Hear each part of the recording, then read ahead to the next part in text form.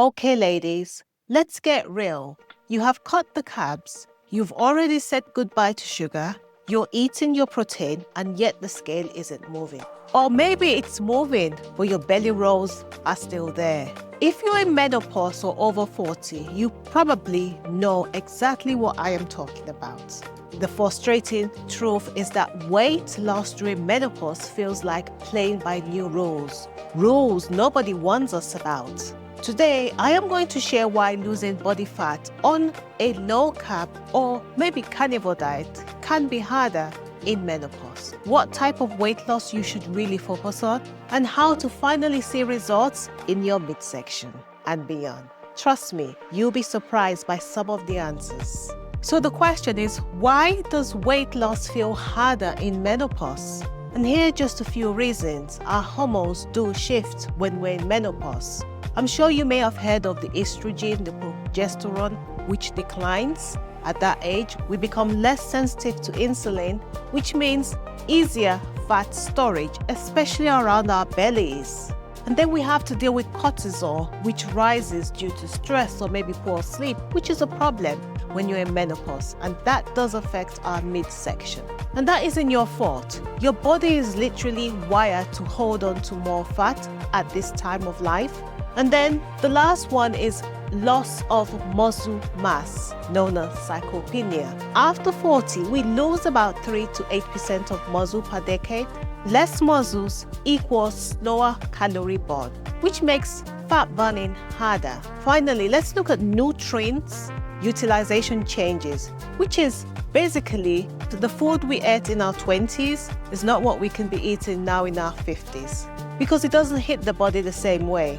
I remember I used to eat the cake, the sugar, sugary food. Coca-Cola was my favorite, but I no longer can do that now. Your protein needs increase at that age to stimulate muscle. So let's look at the different types of women, and I'm talking about when it comes to our body shape and the struggles we may face.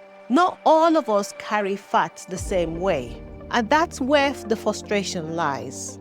We have the apple shape, where we store, so if you're an apple shape, it is that you most likely store your fat in the midsection. And this is apparently the most dangerous fat because it surrounds your organs.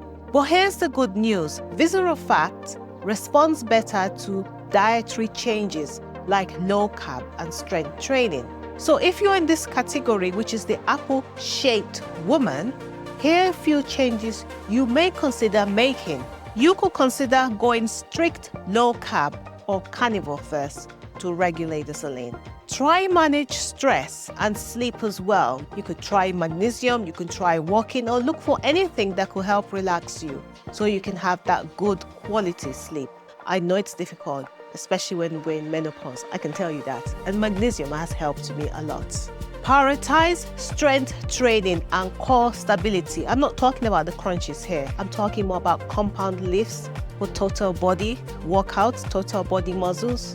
And that's it for the apple shape women. Let's look at the next one, pear shape. This is where the fat is more stubborn but less dangerous. So if you're a pear-shaped lady, you may be a bit lucky. It's less dangerous, but still it can be frustrating for close fitting and confidence. If you're in this category, what could help you is protein plus strength training and higher intensity training, such as maybe sprint. You could do that once or twice a week to stimulate fat mobilization in the lower body. You need to be patient, consistent, especially with calorie control too. The next group of ladies, women that we have is skinny fat. Some of you may well fit into this group. And sometimes it's seen as I'm not fat, I'm not overweight, and it's okay. But some women are slim and soft, lacking muscle tone. So they may not need fat loss, but they may need muscle building. Lack of muscles is equals to weak metabolism, soft look. So what could help if you are in this category? Focus almost exclusively on strength training and high protein. Okay, this is for my skinny ladies. Don't slash calories hard. Fuel your muscle growth. Very important. Carnivore or low carb may work, but keep an eye on your protein intake. Make sure it's not too low. Try and keep within a range that works for you that retains your muscle growth. They don't need to be aggressive fat loss. They just need muscle recomposition. So if you're in this group, your focus is more on body recomposition. You don't need to lose fat aggressively because you're already slim, but you need the muscle recomposition.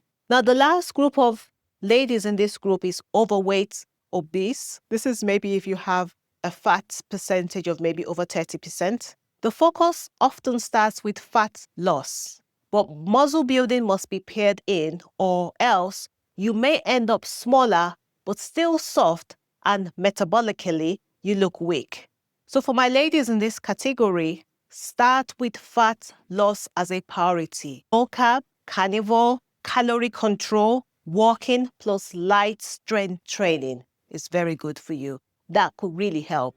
As fat comes off, increase focus on lifting heavier to build muscle, because shredding excess fat improves health markers, but without muscle focus, weight loss alone is equals to smaller, but you may still feel weak.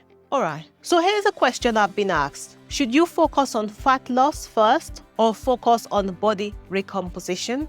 This is where most women get it wrong. We obsess over the scale, but here's the truth. Body composition matters more than body weight. If you only lose fat without building muscle, you end up weaker, flabbier, and still frustrated with the mirror. If you focus on muscle first, you increase your metabolism, burn fat more efficiently, and your shape transforms. So the answer isn't fat loss or body composition, it's both. But prioritize muscle. Muscles is your first ticket to burning fat long term. Remember that, my ladies. How about strength training versus cardio in menopause? Another question. Let's settle the debate. Cardio or strength training? What do you think, my ladies? I have my preference. Cardio burns calories, yes, but only while you're doing it. You need to remember that. Strength training builds muscles, but burns calories 24/7. Which one would you prefer? I prefer strength training. For women in menopause, strength training should be the main dish. Cardio is just a side salad, okay? Think squats, think deadlift, push-ups, resistance bands. This is where the magic happens. Cardio can still be great for heart health and stress management, but it wouldn't reshape your body like lifting weights will. Remember that. Now let's look at nutrition strategy that actually works. Protein is queen. Aim for 30 to 40 grams per meal. I love animal fat, but of course, if you're a vegetarian, do your vegetarian or vegan protein, but you need protein. Animal proteins like your beef, your chicken, your eggs, your fish, your Greek yogurt, it gives you all the essential amino acids. So don't fear animal fat. We have the tallow, we have the butter, fatty cuts of beef. They fuel your hormones and keep you full. And that's what we want, so we don't overeat. For some of us, you need to control your carbs. Hence the reason why I went on a carnivore diet. Low carb or carnivore reduces insulin spikes, which means better fat burning. Occasional carb cycling may work for active women, but keep it intentional. Now, the next part that we need to look at is hydration and electrolytes. We have electrolytes like LMNT, magnesium. They can help prevent you feeling tired. We need to also cater for our sleep and stress. You can't outdiet poor sleep. Cortisol spikes keeps belly fat locked in. Create a bedtime routine. Use magnesium if it's something you use. I've put the one I use on the screen.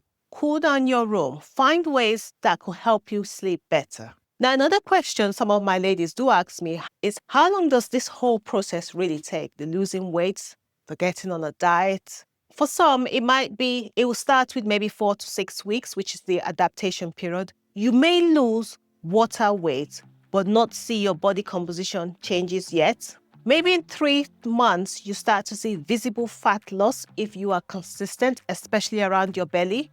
Then 6 months plus, you may start to see major muscles and body recomposition changes, like your clothes will fit differently, strength increases, your confidence starts to grow.